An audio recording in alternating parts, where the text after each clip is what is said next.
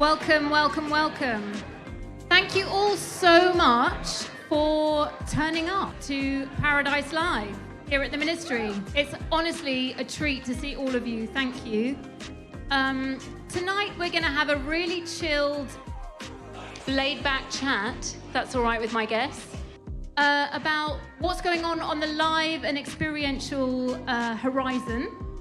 And later, after we've had our panel, we've got some amazing music from the artist Lozique. You don't want to miss her, she's incredible. But first of all, let's kick off by asking my wonderful panelists to just introduce yourselves and... Oh, hello. Hello. Good evening. Good evening. We feel very close to each other to be using mics. We are. It's very formal, but go ahead. And I'm pleased that the mugs have gone and we've got glasses of beer. We're not hiding the fact that we are drinking beer on the stage, so just putting that out there. I'm upset to see the cheap seats aren't being taken tonight. Take them. It's there's plenty of seats down the front. You know, I won't judge you. I'm Owen. I'm head of events at a company called Raymond Gubbay, a division of Sony Music. We're about 60 years old as a firm, so one of the first promoters ever in the UK. You know, classical, ballet, opera as a heritage, very much different nowadays, but still sort of look back at our heritage with pride.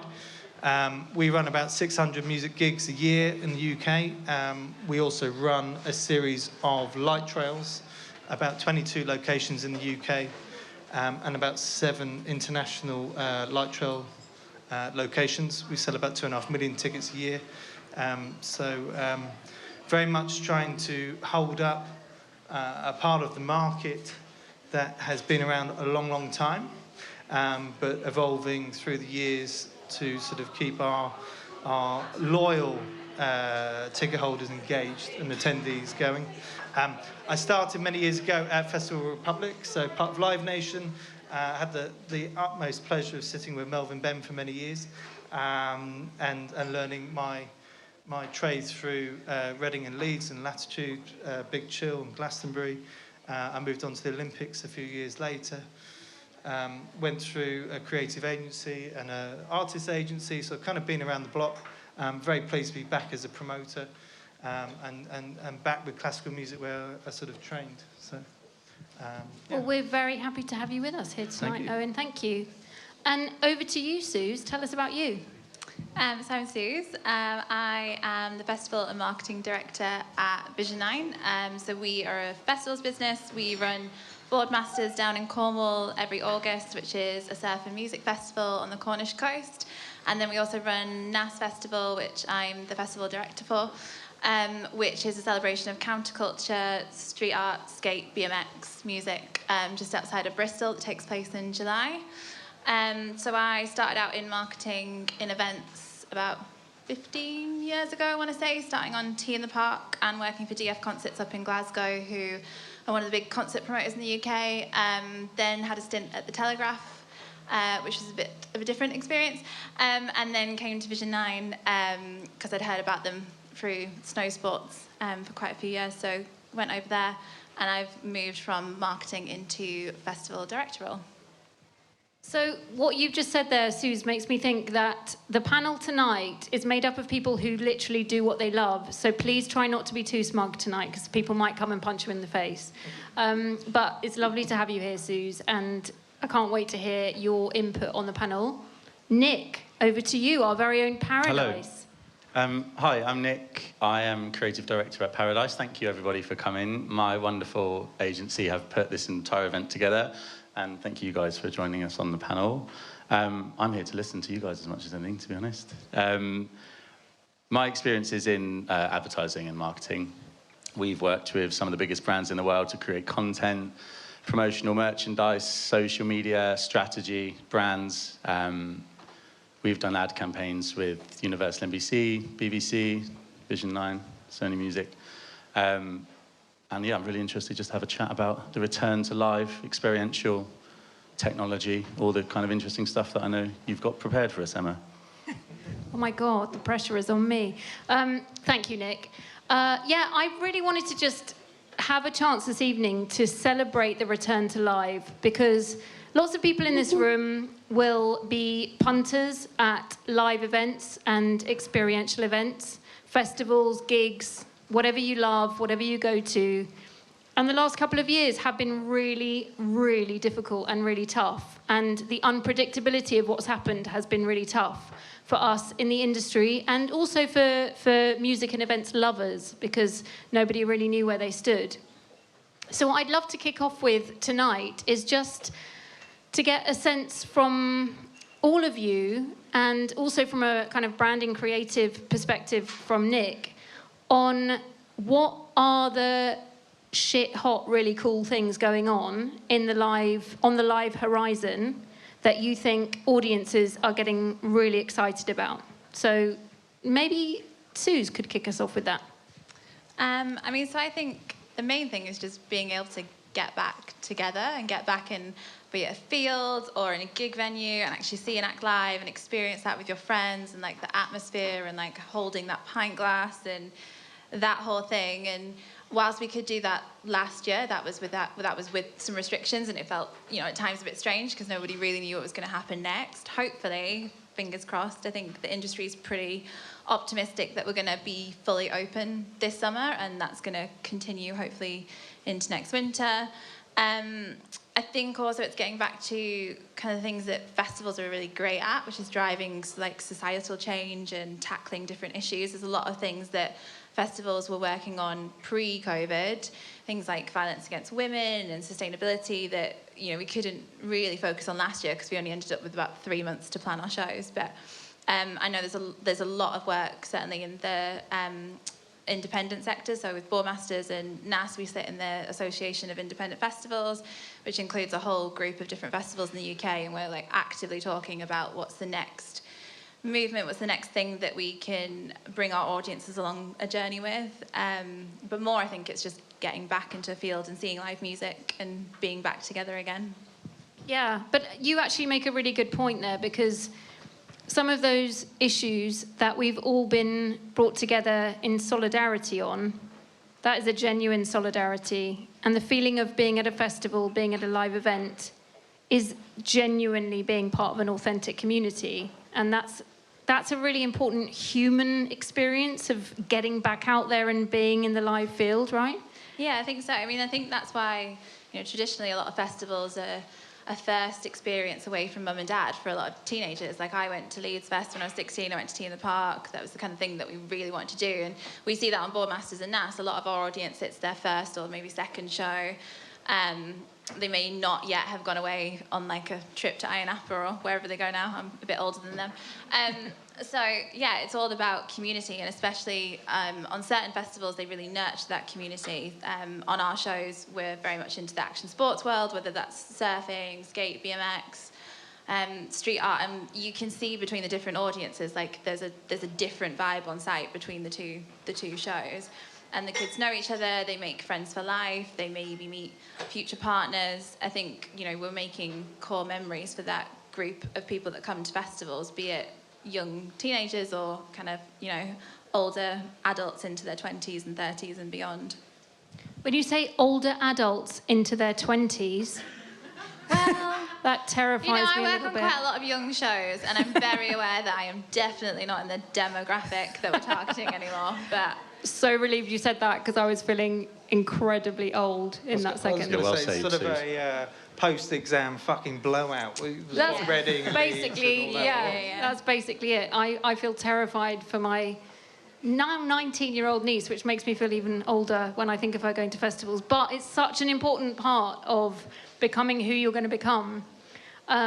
So, Owen, how about what you're excited about on the horizon over, like, let's say the next 18 months or so? Yeah, well, I think we don't appeal to the teenagers as much. We're an older audience, an older demo. But firstly, it was very humbling. The tickets we retained during the COVID period was phenomenal. We had sold out shows for 6 nights at the Albert Hall. We still had 95% of them at the end of it. That's a huge mark of respect from them to support a show, a community, a genre they loved. So we owed it to them after all of that, to keep going hard. Christmas was difficult. We pushed through that, and we kept them entertained. And I think entertaining the people is sort of totally at the core of what we do. How we go about that has to evolve, of course, with trends, with culture, but we focus on that solely on any new project that we're putting out. I think it's lovely to see the old and the new sort of cross over, and we're very big in film music. We have very successful brands with Hans Zimmer and John Williams brands, and we've now launched a new one with the help of Paradise, which is great, called Symphonic Universe, with the music of Marvel and DC. And that's attracting a younger audience, the new audience that we'll hopefully cherish and look after for years and decades to come, whose parents will take them or their grandparents will take them. There's a distinct lack of support in classical traditional music in schools and through the ages at the moment. We feel as the sort of the largest UK promoter in that field that we have a responsibility to deliver that. And work with the orchestras, with the venues, with the people to actually sort of keep that very much at the forefront of people's music sort of repertoire in their own space and culturally. The new shows we're focusing on have more production, have more entertainment value, have more modern attributes, modern sort of swings on it. They have contemporary hosts instead of just the old conductor talking about it. There's traits that have come through for years that are not entertaining anymore. We're aware of that, we're changing that, we're going with the times, and hopefully the new shows that we're putting out this year will kind of really elevate that. So. Absolutely. I think a lot of what you do is actually timeless, and even on the light show side as well, that just appeals to such a broad audience. So Nick, is it an exciting time as a creative agency, the agency for entertaining brands, to be part of that whole process of bringing... Sorry, I was just thinking back to sound check and some of the questions that were directed at Nick then. We will not go back there. Not go there. I promise you. It's an exciting time for a marketeer to be pushing the new horizon of live out to an audience that is desperate to get back out there in a field, looking at a stage, wherever it might be. Yeah, absolutely. I think, totally agree with what the guys are saying. To come at it from a slightly different angle, I think there's two things for us. I think brands is another way of looking at it. Obviously, the festivals themselves and the fans. We look at it very much from a brand perspective as well. The festivals that haven't been running and the events that haven't been running have also massively affected a serious amount of brand partnerships. So all those, whether they're new brands to the market with a new product, whether they're huge brands that were looking into new tech and new technology and new experiences for audiences, it's not just the live lineups that people are missing out on, it's all those brand touch points. And that's something we've noticed, like, without talking about COVID too much more because it's bloody boring.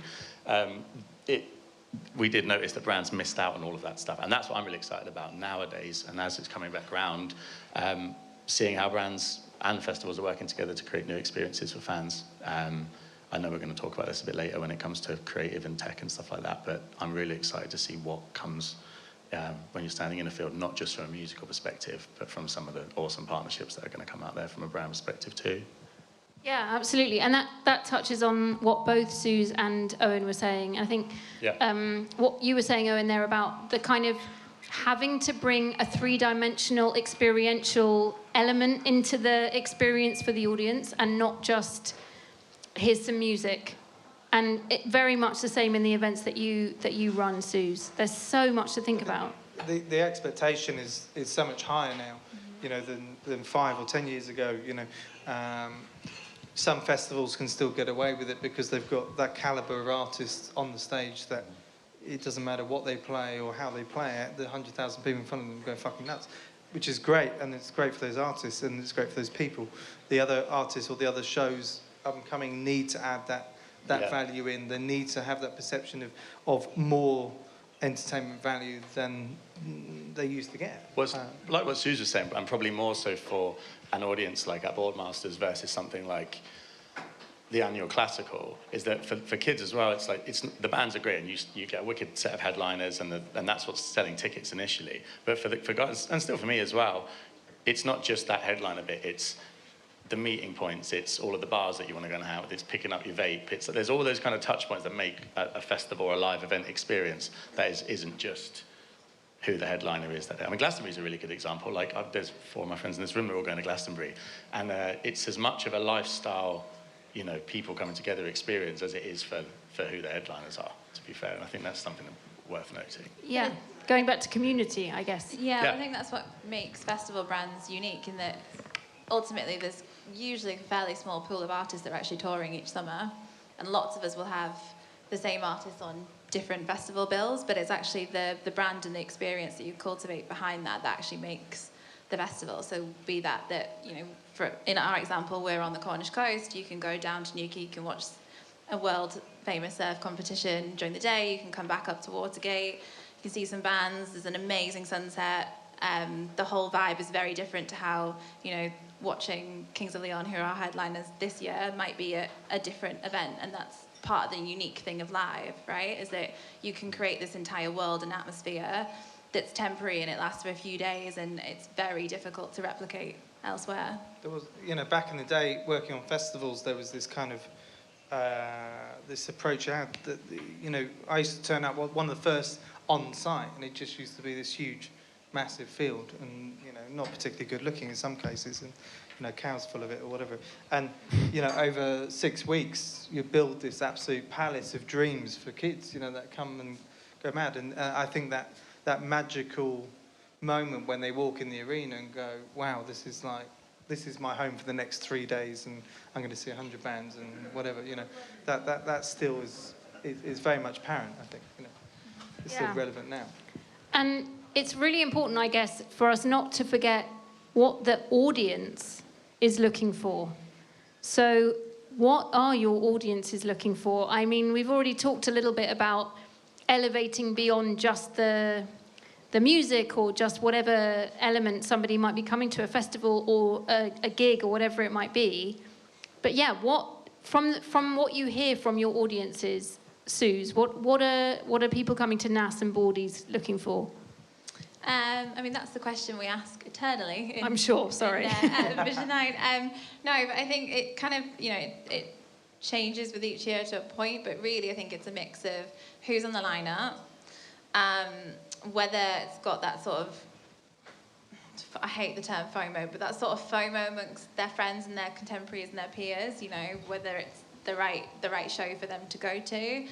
And then what are the extra bits and pieces on top of that? So, you know, what's the experience going to be like? What's outside of lineup?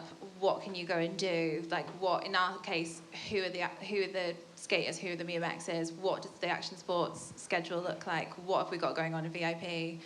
That kind of whole package. But I think ultimately with festivals, it comes down to your brand and it comes down to your lineup. And that's what will sell your tickets to your target audience. Before I go on to Owen on that question, Sue's just touched on brand there, Nick. So how important is getting the brand right in terms of telling the audience that what they want, which, my God, is the eternal question, as Sue's just said, is what they're going to get when they come to this event, which they might think of as an event, but we in the creative world would think of as a brand? Okay. That's quite a hard question. That wasn't on the list. I'll give you 45 minutes. Go. Where's your PowerPoint? Yeah, exactly. Yeah. Is there a screen up somewhere? There is a deck, Luke, isn't there? the No, I think that's a good question. I think if I answer it from a brand and a creative perspective, I think there's specifics. Obviously, you can't lie to an audience about what's going to be there without stating the obvious. But I think people buy into festivals, certainly myself, for the atmosphere, and you create a lot of that through the branding.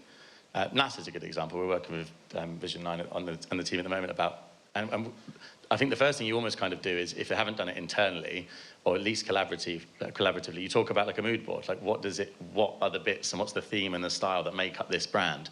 So how are we going to, and then how does that affect your marketing, and how does that kind of permeate through all of the touch points that you're going to reach that audience? Same for Boardies. Boardies has a completely different demographic. There's things that in marketing are going to appeal humongously differently to something like NAS. And as per the sound check jokes, I've just got back from Tomorrowland Festival, and that's a prime example. Nobody cares, Nick. Away, Nobody cares. Move on. Go away. Second holiday From this it, year. just bloody hell. But the Fourth holiday this week, was it? Sorry. The brand just, it spoke to me. And when I went there, everybody that was there was in the same kind of space. It was focusing on tech, it was focusing on immersive experiences, it was focusing on the indulgence of NFTs. There was kind of, then obviously the musical lineup complemented that, which makes it super easy to market.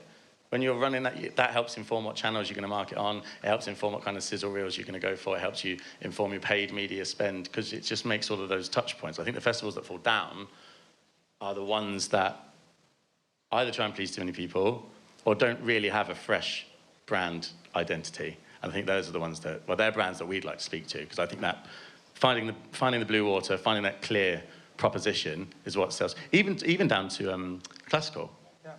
Like, you know what it is, you know that, and your branding makes complete in that sense. You know exactly where you're going there. The audience, the way it's targeted, makes complete sense. It sells out. So I think I'd probably start creatively from what package are you going to put in front of that audience, and how do you communicate that creatively? Did I do all right with that? Yeah, you did. Actually, you passed. That's really annoying. Yes. We don't want to hear about your holidays, though. Shut up. Oh, shut Thank up. you. My bad. Suze, I see you drawing the mic. working. Yeah, go. Yeah, I was just going to lead on from that. I think the unique thing with live is that your brand becomes a very tangible 3D experience for a customer or a fan, audience member to experience. So that your brand goes further than just saying, oh, this is our look and feel. This is our ethos. You actually have to live that. So how does it feel to actually enter the venue that your gig or your festival is taking place in? What are your staff like? What drinks are you serving? What's the merch look like? How long does it take you to go to the toilet? Like, all those kind of things are thought about when it's in the live space, and I'd imagine that's similar even in your world in gigs. Is like you will have a level of service that is appropriate for your brand and is a really key part of the experience and why you price your product, your tickets at whichever price you're going for. Just to add on to that, just because I know there's a couple of musicians in the room, and I just want to play on that for a second, because it's quite festival and event heavy. But I know we've got like Danny's in the audience, Danny Sylvia. Like, she's a prime example of this. As from an artist perspective, like when you say your festival is your brand, sometimes your band is your brand as well, and it's exactly the same thing for selling records as it is for selling a festival. Like, it's knowing all those touch points and all those kind of emotional little pieces that come out, that then when you package up your artist project, from what you sound like, to how you market yourself, to what your stills and your press shots look like, to what type of gigs you play, to all of that, to your light show, it works in an artist perspective as well. It's just that from a brand perspective. Yeah, I think it continues from different touch points as well. So from when someone's engaged with you, be it on an ad on socials, through to purchasing a ticket, getting the email back from that ticket vendor. What does that say? How does that actually approach the person? What the content is on that? A week out, 2 weeks out, whatever it is. What are they saying to you? How are they talking to you? Yeah. What information are they giving to you? When you turn up to the venue, how are you getting into the venue? Do you know where you're going? Do you have all of that information? Because anything that's lacking on that makes the whole experience less good. Yeah, and it adds up. If there's queues at the bar and there's queues, it just. Yeah, they've gone to be entertained. They've paid good money to go and have a good night out. They deserve all of that to be on a plate, because that's now what we should be giving all of our punters. That's what they get. Yeah, absolutely. And I think something that you were just saying, Nick, made me think of the old adage that I used to throw onto artists when I was doing artist PR a million years ago, which was human beings invest in human beings. And you can be an incredibly talented artist as much as you want, or putting on an incredible festival or one-night gig, whatever it might be. But if the human experience is shit, then the human experience is shit, and they're not going to come back. Yeah, I think it's sometimes you put a load of money behind a sponsored ad, and you really go for it on a gig. Actually, the one that resonates more is after the gig, the artist posts a genuine photo from stage saying thank you to all the people that paid to come out that night. That's the one that gets the engagement. That's the one that gets all the comments, tags all their mates in. That's the one that means the most. Yeah. And actually that says a lot about what we do. And actually it's about them and the show and the entertainment. Yeah. It's not about Also, everything I else. think it's like, I think just to clarify from a design perspective as well, like, I think sometimes it's also not about the quality. I've seen that happen a lot of times. It has to be really, like, and I think we were talking about this earlier, it can be really, well, we need polished stuff. So like, because it's a big festival, or because I've got this massive act, then what I need is a really polished piece of content. I needed to go out 20 minutes after the act's been on. We did something last year where it was all about that. And I remember looking at the schedule going, this is going to fucking flop, because there's so much stuff. Just because you've got these big names, you've got big budgets, it feels like it has to do all of these things. And I think what you're saying is sometimes you can just watch a DJ set and this piece of UGC is put up on that channel, and it could just be a camera phone behind the DJ playing the main stage. Just something that captures the vibe that fits with the brand of that festival. And I think it does have to match. Like, you get a super high-end premium festival, you don't see them putting out crap. You should look at some of the Glastonbury, just sticks out there just because it feels real, and that's what they're all about. It's real, it's people. They don't want some highly polished, like, crazy piece of, like, social media content that doesn't really make any sense, doesn't feel like them. Right. So it went from actually, like, what's a brand or an event or an artist or a festival going to put out, that's always something to kind of look at from a creative perspective too. Suze, I think you were hovering over the mic. Sorry, Suze. Well, yeah, you can't hide away from it. Like, all of your audience have iPhones, so they're going to be posting the content anyway on TikTok or Instagram or whatever. So I think, like, as brand owners, you have to relinquish that control, and you have to also just be aware that your brand, if it's not on point, is going to go live across different social media, and equally if it is on point, it's also going to go live. So your channels should be interacting with your customers in the same way. That's not to say we never put out anything polished. We do, and quite a lot of it we work with Paradise on. But and it is quite polished. Yeah, it's quite polished. It's all right. It's okay. Thanks, but you know, there's moments in the campaign when we choose to do that versus when we choose to show things from our audience, or like things that we've taken ourselves, just enjoying the festival. I mean, that's one of the great things of working on these shows, is that you also get time to go and enjoy it yourself. That's what we should do, Ems. That's what we should do. If anyone's starting an event or a festival, everyone's got an idea of something that's coming, what we should do is start it up. We'll get 2 separate marketeers with all the free time that we all have. We get 2 separate marketeers, and we'll start one, and all that team gets is an iPhone and, I don't know, like a 10-day license on Premiere Pro, and they've got to set up a whole marketing campaign with a piece of crap marketing and sell as many tickets as they can. Then we'll fully do this polished video campaign, get it looking absolutely amazing, and we'll A/B test socials, see how many tickets we sell. That's a good idea. We should do that. You might be talking yourself out of a few campaigns there, Nick, because what happens if the human campaign outperforms the wanky creative campaign that the agency puts together? Shooting yourself in the foot, maybe. Honesty is the best policy. Okay, yeah. Let's see. Or, seriously, though, I really agree that, and I hate to be wanky, but authenticity is so important in the brand messaging, in the DNA of the brand, because it's about personality, not just of the brand, but the people that come and support the shows that you put on. Yeah. So now I am going to get wanky just for a second. This is the marketing, just one bit of jargon that I want to throw out on the stage this evening. I promise then everyone can go home. No, you can't. There's an amazing artist. Stay. Love marks, right? This is the concept that there's an irrational support of a brand. So people will literally cross the road and put their lives at risk to go to one brand instead of the one that's closer to them, because they absolutely bloody love it. So what is it like, from an event organiser's point of view, to become a love mark of an event? Suze, I'm looking at you because you look slightly excited by that. I mean, I think it's just quite a big responsibility as event organisers, and it's one of the things. It's one of like the pinch me moments when you speak to people and they tell you that their older brothers and sisters maybe went to your festival a few years ago and they've just been waiting to be able to get their chance. Or, we have people that sell tickets from us as ticket reps, and there's one girl who's been doing it for 10 years. She rules the WhatsApp group that we have for our street reps, and she just loves the festival, kind of lives and breathes our brand ethos, and I just think it's incredible how bought into it she is.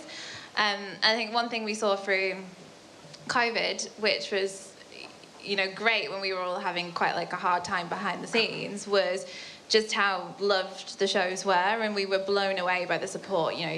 Young people keeping hold of tickets that cost, festival tickets aren't cheap, it's a couple of £100, and they were keeping hold of them with the hope that we would be able to run, later that summer, and then the hope that we'd be able to run the following year. And I think that for anything for us is an amazing feedback on our brand, but also just kind of affirms what we do and you know why we do it, and it makes us very conscious of who we're running our events for. Maybe it's more so than you get in other areas where you know you're doing product marketing or you're building products. Like in our case, the fans are much a part of our company and our brands as us, and they very much have ownership of it because we wouldn't exist without them. Owen, over to you. Being a love mark. Go on. Love mark. Actually, I have to go back a few years because it's the demand in my sort of current role is slightly different. You know, we do big numbers in different styles, but actually back at Festival Republic when we used to launch Reading and Leeds, it's going back quite a few years now, in Leeds at the Cockpit, a great independent venue which sadly shut down. We used to have Zane Lowe and Hugh Stevens and the Radio 1 team sort of up there. We used to launch it at like 9 o'clock, 10 o'clock at night. Used to go live on Radio 1. We used to get on the last train home from Leeds back to London. By the time we got back to London, the whole thing was sold out. And we were there as a whole team on this train, like celebrating and being really polite, I'm sure. And so if you were on that train, I'm really sorry on Owen's behalf. Yeah, it was bloody awful. Yeah. Yeah, and it was, you know, it was powerful to be sort of part of that, you know. And then people like Vision 9 and other people sort of got into the market and made it a bit tricky. Sorry, not really. But for many years, you know, they sort of ruled the roost on that. But you know, it's great for the industry to have more players in the market for sure. Melvin wouldn't agree, but it's great for music and great for you know the festival market. Can I ask a question? I know that you're sort of question master. My God, this has thrown everything out the window. It's only actually over to the other guys because I'm not in that world as much anymore. I'm in gig land, which is very different. But post-COVID, are the brands like more excited, more engaged, more up for challenges, change, doing stuff differently? Because it used to be quite samey. You know, activations on sites were pretty standard, but you know, are they looking in different directions now in this new crazy world we live in? Basically, an iteration of my next question. You read my mind. Sorry. I love it. Go for it, Suze. Yeah. Apologies. No, please. Definitely, from what we're seeing, they are. I mean, from our side, Fistral, which is where Boardmasters has two sites. So we've got Watergate Bay, which is where the music is, and we've got Fistral, which is where the surfing is. I mean, that's essentially sold out. Like we cannot fit anyone else in it from a brand point of view. And they're going for things that we haven't worked on before. There's lots of interesting pop-ups happening, sponsoring the different surf events, and then also just coming to us with ideas or looking for new things on the shows. There's a lot of interest around NAS and the action sports side and live streaming. I think with the how much things like Twitch have grown over the last couple of years. But yeah, I think there's this kind of pent-up demand really to get back in front of audiences and get back to doing, experiential marketing, because really nobody's been able to do that in a kind of solid way for the last couple of years. So that must excite you, Nick, in terms of experiential marketing and trailblazing, where events and festivals and experiential are all disrupting and trailblazing and all those kind of buzzwords. Yeah. In terms of the creative content that you can put around that as a creative agency must be a pretty cool opportunity. Yeah, definitely. I guess it's good for everyone, isn't it? If brands are brave. If brands are brave and want to consistently try new stuff, then it's great for festivals because you get great reviews from stuff that's on your site. It's great for fans because they get to experience these things and immerse themselves in what brands are trying and attempting. And yeah, for agencies, production companies, creative people to be able to try and bring those experiences to life, yeah, it's wicked. I'm amazed at how, we've got a set of clients already that are doing amazing things and pushing those boundaries creatively already. And we've got a couple of just, whether we're doing the work or not, whether we're just hearing about it through the grapevine or whether we're in pitch processes of these brands doing stuff, I'm amazed at how brave brands are being. I think it's because last year was sort of back to normal, but at 50%, and now it's like, no, we really want to do this now. I think some of the stuff that's exciting me is the immersive experiential stuff. The events, the festivals that you guys are running are already providing next level on entertainment from a visual perspective. So the stuff that we're seeing, we're seeing brands want to try everything from interactive queuing platforms to immersive video experiences to collecting NFTs around an event to taking something away with you and then it turning into something when you get home. And all that kind of like new tech that costs, well, to be fair, costs a bloody lot of money. But when you see brands being brave and actually trying that stuff out, and when you see small brands who haven't necessarily got the biggest budgets in the world, but they're thinking in that way and they're wanting us to put ideas together, and that's literally what we do. When brands come in and throw us a problem and be like, we want someone to feel like this, or we want someone to act like this, or we want this product to be put in this space, and we want people to interact with it like this. That's what we do. We throw it into our team and go, how can we find something that isn't already done? What isn't just a video screen with a call to action? What isn't just a piece of promotional merchandise with some kind of tagline on it? How can we actually make this something that people aren't already seeing? Some of the guys at I think it's Samsung have done stuff, and some of these like vape brands do kind of crazy stuff. I think the fourth holiday, blah blah blah. There's this this NFT coming at Tomorrowland. It was amazing. You tagged your ski pass on this kind of like crazy book, and then you had to go and ski around and find all of these touch points around the mountain. Then you brought it back, and then you got an NFT. And I was like, yeah, okay, it's a little bit much. And there's like a bunch of 4,000 drunk 25-year-olds there, so it's probably not going to work. But the idea of it was super cool, and probably easier to do at a festival than on a ski bloody slope. Snowboard. Yeah, so I think there's loads of those kind of cool ideas that I'm really excited about, and I just love when brands are brave and want to try that stuff out. Basically, brands have balls because it pays off. Have balls, yeah. Yeah. Have balls. Look, I could talk to you all for days because I'm a geek about all of this stuff, but I'm aware that everyone wants to get back to the bar and we want to listen to the amazing music we have coming up. Yeah. So I'm just going to ask you one final question, and within that, thank you so much, all of you, for joining me on the stage tonight at Paradise Live. You all do cool stuff, but it is really, really hard work, day in, day out. I'm very much aware of that. Blood, sweat and tears. What gets you out of bed in the morning? What excites you? Owen, let's start with you. People, I think. People. The people I have an absolute privilege to work with, be it in my team, be it on the road, at gigs, on tours. The different walks of life I come across, from roadies and truck drivers through to artists and managers, agents, it's everyone and everything in between is just amazing to have that diverse selection of people to sort of work around. I think we're very privileged in this industry to have that. Yeah. Totally agree. Suze, what about you? I just love it. Like, I went to Tea in the Park when I was 16, saw the stage being built and just thought, yeah, I want to do that. I'll have a bit of that. How'd you put on one of these? And just no day's the same. There's not one thing in particular. I just love what I do. Which is a massive privilege, and we should all remember that. Nick, what about you? Apart from skiing and all the holidays and yada, yada, yada. Owen stole mine, and I knew he would. No, everything these guys have said, yeah, people, experience, all the stuff we've missed, with the inclusion of getting back to meeting cool brands, cool people that want to try new creative stuff out. People with big ideas, that's what, when I work in the morning, I just want to do cool stuff that actually works. So anyone that's got big ideas and wants to actually make a difference and entertain people, I'll talk about that all day long. I love it. Awesome. Well, thank you so much. What gets me out of bed? Do you know what? It's a cliche now because you've all bloody said it, so I don't sound very original, but it is people. It's working with people like... Have you got my cards?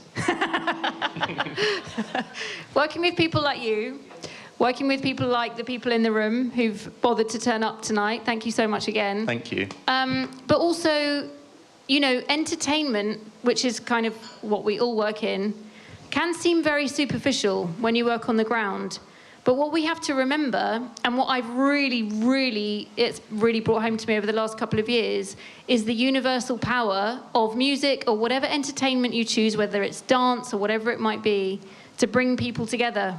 You don't need a language, you don't need a common nationality, age, anything like that, common experience. That is your common experience. And to be part of that, however peripheral, massive privilege. So thank you to whoever made that possible.